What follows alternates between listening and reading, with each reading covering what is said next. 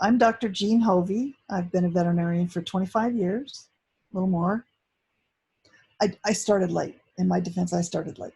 Um, I actually learned about flower essences many years before that, and I had been using some of the Bach flower essences for a number of years. And when I got to vet school, I certainly made use of them there, and really saw the power that they had. And in my third year of vet school, I got ruined. I went to a lecture on holistic medicine and homeopathy, and that was it.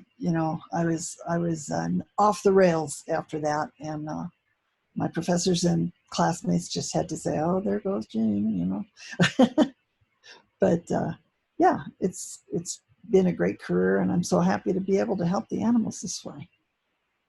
Thank you for joining us, Dr. Jean Hofve. Appreciate you spending your time with us today.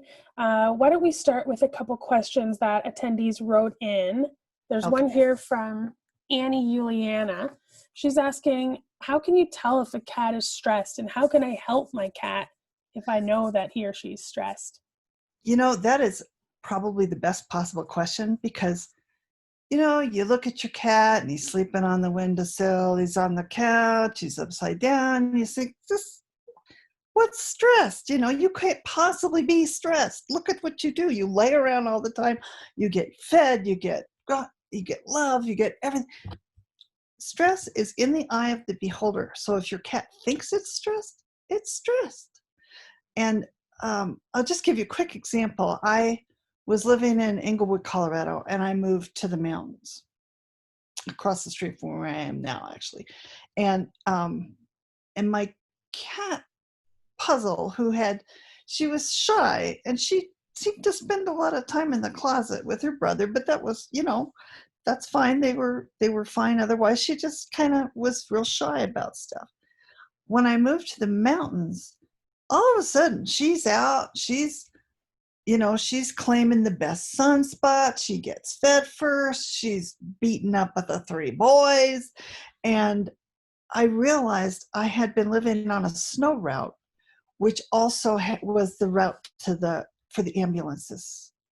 I lived in between 2 hospitals, and I never even noticed all the sirens going up and down 24/7, but she did. And when that was gone, she was like, "Oh, thank God." So I had no idea. But since we are usually pretty stressed as human beings, and currently we're more stressed than usual because there's craziness going on in the world, cats pick up on our stress. So if you're stressed, your cat is stressed. And you really want to head that off at the pass, because cats will suffer in silence, and they hide illness, they hide pain until it's too much to hide, and then all of a sudden they're at death's door. So just assume your cat is stressed and start taking the action that will help relieve that stress. Some of the actions are also fun for us and will relieve our stress. So it's all good. But in the modern world, there's air pollution, the water's weird, they're eating processed diets, there's stuff going on all the time, lights on 24/7, even if your house is dark, there's street lights, there's construction, there's ambulances, there's all this stuff. So just assume your cat is stressed and take steps to alleviate that. And fortunately, that's pretty easy to do.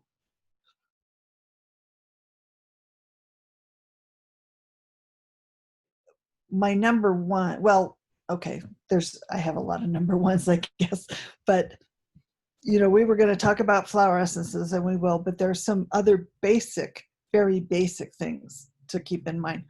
One is environmental enrichment. You go off to work early in the morning, you don't come back till evening, you're up for a couple hours, you go to sleep. Your cat is really, and even if there's more than one cat, they don't have the mental stimulation that a cat in the wild or in a natural habitat would. So you want to put food puzzle toys, or cat trees. Don't forget vertical space, very important for cats. Little things for them to do. And places for them to be. That's not always just the end of the couch, and that's really the only comfortable place. So it's called environmental enrichment, and if the Ohio State University has a major website about it, really some great ideas. The other thing that's my favorite thing is play therapy. Play therapy? I gotta give my cat needs therapy? Yes, your cat needs therapy. Play therapy is a toy with you on one end and your cat on the other. So fishing pole type toys are best. Laser pointers to some extent, but because they can't actually touch the laser, you always have to follow it up with a tangible toy. What Jackson and I have always said is, hunt, catch, kill, eat. So you have a fairly formalized play session, 10 or 15 minutes a day. And at the end of it, they get a toy that they can grab and buddy kick and do all that stuff. And then they get a high protein snack, little canned food, little baby food, little something rather, a couple of bonita flakes or freeze-dried chicken. But that solves the whole hunter cycle. It takes care of every instinct they have in 15 minutes. I mean, you can't beat it with a stick. So I really am such a believer in play therapy. Even with multiple cats, I had at one point 5 cats, and they would kind of get in a circle. One was in this part of the hall, one was in the kitchen, one was, and they would actually let me play with one and just rotate around and around and around. Now, some cats are not going to be so good at resource sharing, but even if you have a couple of cats, and especially if you have a timid or a shy cat, where they hunt, that is their territory, and they have confidence in a territory in which they can hunt. So my cat just chased a fox out of the yard the other day. That is his territory. He just stays right here. He's very safe, but he saw that fox coming. He's like, oh, none of that. Mm-mm. So it's, you want to think in terms of, how can I satisfy this cat's instincts? How can I help him be a cat? Because, we spay and neuter. Unfortunately, some people declaw. My cat was a stray cat and he was declawed. We asked them to use a litter box. We asked them not to scratch up the furniture. We asked them to not be a nocturnal hunter. They have to make a lot of accommodations to live with us. And it's not like we're being random or unfair, but we all have to make adjustments. And in most cases, it's the cat who makes all the adjustments, and we don't go very far the other way. So we need to think about making this a more mutually beneficial relationship, and the cat craves interaction. They are not lone hunters like we've thought. There's new research that has come out about mountain lions and how now that's the ultimate solitary hunter, right? They share kills, they share territories, they are very social. So, we need to provide that for our cats. So not just absent-minded cuddles while we're, doing something on the computer, and, give your whole attention to your cat. And play therapy is a really good way to do that. There's another anonymous submission here. His or her cat lives alone and is in the apartment. She's not allowed out. Should she have another cat companion? If so, how do I choose and introduce them properly? I don't recommend you get another cat for your cat. If you want another cat, get another cat. But don't do it for your cat, because there's no guarantees that they are ever going to get along. We do have on littlebigcat.com, there's extensive information on cat-to-cat introductions, cat-to-dog introductions, what to do when you move. There's an article on play therapy, recommended toys, all that kind of stuff. Some cats, you can just drop them in the room and they'll be best friends forever. I've done that. And I've cats that bonded like that instantly. And I've had cats that never spoke to each other again. So, that was a situation I had to rehome the new cat, because my old cat was not having any of it. she's so lonely. No, she was fine. And she would rather be lonely than put up with this other thing that came in, because that just wasn't happening. So be cautious, think about your cat's personality. If they're shy and withdrawn, don't get the most outgoing, bully cat in the place, you know.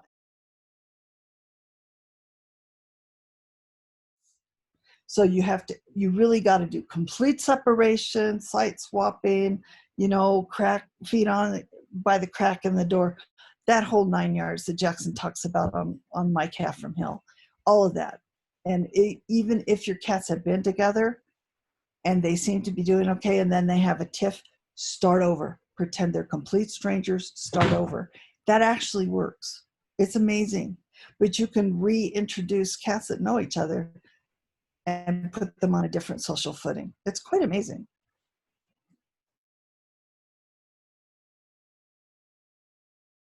Things. Flower essences work entirely on the energetic level. They're extremely safe. You can use them even with homeopathy and even with classical homeopathy.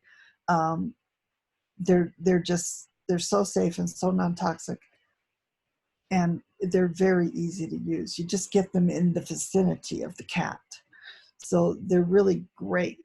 And you pick out the remedies that you want. You put 2 drops of each one in a dosage bottle, and you take the dosage bottle and put a dropper full of that in a spray bottle and spritz the car, the carrier, the trap, the post-op room, wherever the cat's going to be. And you just kind of saturate it. The way I conceptualize flower essences is that they fill a hole. So like if there's here's the cat's personality, and there's and this is where they weren't loved, or somebody was angry at them all the time, or they're very jealous, but there's like a divot, and what you would use for anger, rage, lack of love is the essence holly. Holly, the essence is love. So you use it in a situation where there is a lack of love, which rage is a pretty good definition of that, I think. But Heather is needy and just needs attention, and is like Velcro, and so you fill that need, you smooth that edge, you pave that over. So I think of it as just filling a void with the right vibrations that they haven't been able to experience. Their flower essences are so cool. And Edward Bach, now the English call it Batch, and I say the English can't speak German because we know how to pronounce Bach, but he was English, and he was a bacteriologist and a physician, but he wanted a system of medicine that was like easy, that people could keep in their kitchen. And he did not, he was a homeopath, he did know, and originally he prepared them homeopathically, but then he came up with a much simplified method. You pick the flowers and you put them in a bowl of water in the sun, and the energy of the flower transfers to the water. Well, now we have essences like the goddess Pele, the Hawaiian volcano goddess, or Andromeda. We are just taking the energy signature of something and infusing it. And because we know now enough about quantum physics that we know the memory of water, and we know how energy transfers and how intention is so important, we can make anything into an essence. I'm going to the Grand Tetons next week, and I have a remedy called Grand Teton, and I have one called Mount Moran, and I have one called Tiwanath. Those are all the names of my favorite mountains up there. I have one, we have the lake remedy, which is my favorite. That's my happy place. When somebody says, "Oh, you're stressed, go to your happy place," I go there. Boom, right there. So, yeah. And so, so it's really, it's easy. You can put essences in food, you can put them in water, you can put some in your hand and rub on their crown chakra, or the tips of the ears, or the paw pads if you want. But you just have to get it in the vicinity of the cat, because cats will respond to that. Cats and horses, by the way, they're very similar energetically. It's weird, but cats and horses respond extremely well to flower essences. Dogs do too, of course, but cats and horses seem to be, it's like it was designed for them.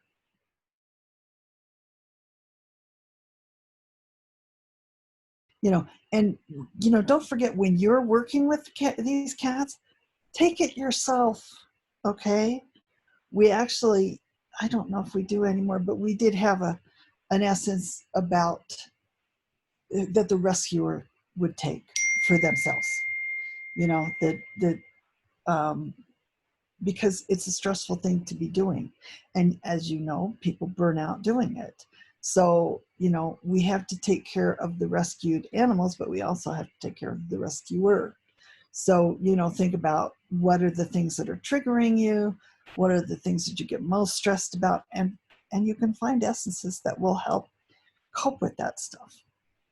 Rescue remedy is just such a wonderful coping mechanism. It dials down from 11 to about 6, at least. So, is there an essence or other that we as a rescue can use to help with fear, etc.? Okay, really good questions. These cats, cats love routine, and so they establish their own routines. You pull them out of their surroundings, you pull them out of their routine, all this other stuff is going on, they can really flip out. Rescue remedy, of course, is always a good thing, and I would actually put a couple dropper full of rescue remedy in a plant spritzer bottle, spritz around the trap before you set it, throw some in the rinse water for the towels. I mean, it doesn't have to contact them physically. You just have to get it in their aura, into their space. I learned that, if I was examining a cat and it got fractious and unpleasant, the next 3 cats that came into that room would be also not pleasant and the effect would fade over time. Well, I found out what you do is you take we called it negative energy formula. It is also on our website. We have a DIY Bach flower remedy, kind of tells you what the remedies are and what the combinations are. And when I use that, then it would get the bad juju out of the room right away, and the very next cat would be fine. So it's amazing. These things are just amazing, the way they work on the energy. And of course, cats are incredibly sensitive to energy, and they feel their way through the world, and they know what's going on. So you want to use things like rescue remedy. Walnut is a good one for transitions. Water violet is, I call it, wild rose, I call it my Be Here Now remedy. Water violet is for grief, so if they've been taken away from their family or their surroundings or something. Be Here Now is you're too young, but Ram Dass wrote a book in the 60s, and what I feel that it does is it takes away that top layer of and lets the cat say, oh, okay, I'm not being axe murdered right now.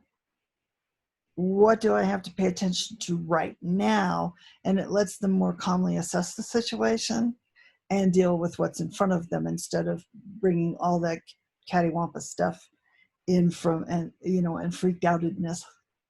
It can keep that to a dull roar. So, if you could suggest any approaches for IBD and cystitis, it appears to worsen with stress. But those are definitely stress-related diseases, for sure. So yeah, and what I would recommend is you get to know the cat a little bit, and you see what kind of personality they have, and then you design a formula, an individual formula for that cat that takes into account, oh, he's really shy, he's really clingy, he's really meows all the time. That would be Heather, is the needy child that screams all the time. So that's a really good way to approach it. And of course, with both, you want no dry food, because it will aggravate both of them. IBD, you want as simple a diet as you can.